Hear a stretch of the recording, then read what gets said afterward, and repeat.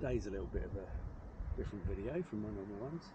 I'm incorporating both bass playing and cycling, two of my big hobbies. So what I've bought is a travel bass. I thought I'd come out to the beautiful Windsor Great Park and try it out.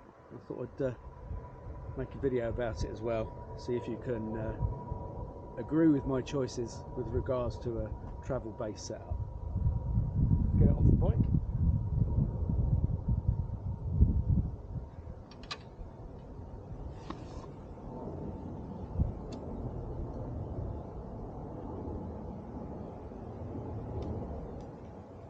So this is it. This is the Traveller guitar, ultralight bass. It comes in this bag, which obviously isn't waterproof, so I need to have a think about whether I get a waterproof bag or think of a different solution for packing it. It also came in this thermal bag, I guess. So I use that as well today, bring it with me. Down there. So this is it. This is the Traveller guitar bass. As you can see, I have affixed a strap of sorts. I'm trying to keep this whole setup as light as possible, so I didn't want to have a normal bass strap, so I've kind of jerry-rigged this thing, which seems to work quite well. Tuning pegs for this are here, and the strings run through from the top, so backwards to like a typical headless bass, or the opposite way around to a headed bass. So the ball ends are here, and they go all the way round to the end and back to the tuners. I've played around with it for a few days, and it's okay. It doesn't sound great, if I'm completely honest, but it's good enough for practicing when you're out on the road, especially when I've got it plugged into my phone via the other little widgets and leads I've got. So let me just show you those. Okay. That's actually the lap stand, just so you can rest it on your lap. Not sure how useful that is for my particular playing style. I've got one short instrument lead with me, and we've got the bag of bits.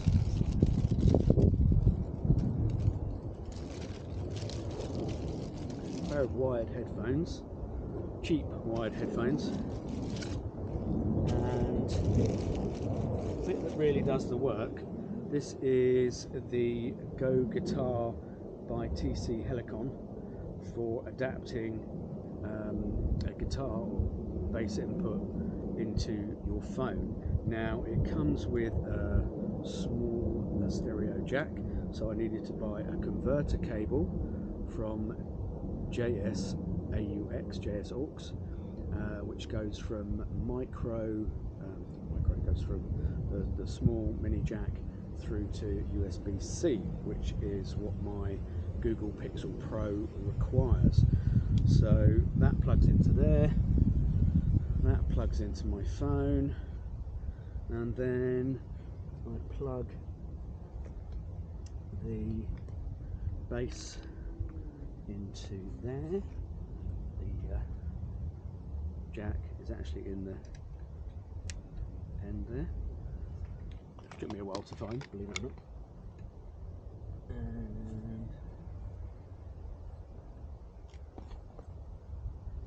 And then plug my headphones in. Now, there are various apps that work quite well with this. Now, the one that I've got, or the couple that I've tried, no, let me start that again. So the one that I wanted to use was iReal Pro. I thought, yeah, fantastic, I can jam along with the chord charts that are presented there, and that would be good for, you know, finding my way through chords and learning theory at the same time, if you like, I guess.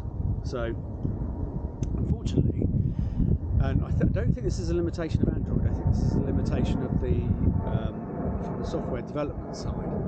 Now, with Android, now correct me if I'm wrong, the apps have the ability to take control of the audio inputs and outputs.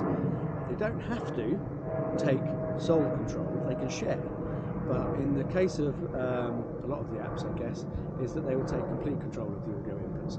So my issue is, because the Go Guitar is a passive piece of equipment, it doesn't have its own sound loopback, it is reliant on the signal being fed back from the software. So you can't listen to iReal Pro and play along with it at the same time. But there are options. You can download the backing tracks and play along with them that way, but obviously you then lose that guided tour through each of through the changes. So the other app that I have is the one I've been playing with. Now, if there are other apps that you know about, please let me know. The other app is Deplike. So this is an amp simulator. I'll do some screenshots of this and try and include it in the video. And this is quite cool because, like I said previously, the sound coming out of the Traveller guitar isn't great. It might be down to strings actually. I might try some flat wounds on there or something, try and make it a bit warmer, or nylons even. But going through this, just using the standard amps, I haven't paid for any of the extra amps or anything from Deplike. I'm just using the free version.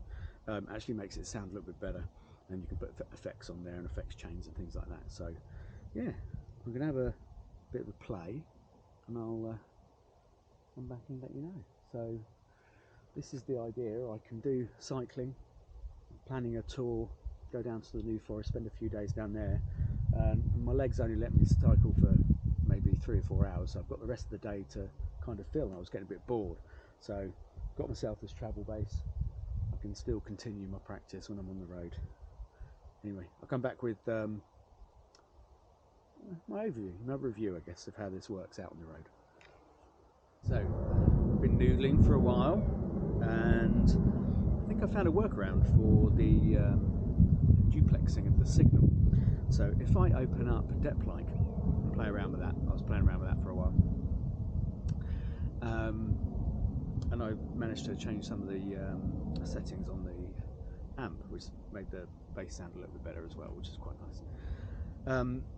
Then I switched to iReal Pro, and I found that the sound was still coming through. So you can't minimize Deplike. Whenever you try and switch the app, it says, do you want to exit? So you've got to cancel or exit. So I exited the Deplike app and went straight into iReal Pro, and noticed that the sound was still being processed by Deplike, hadn't given up that signal.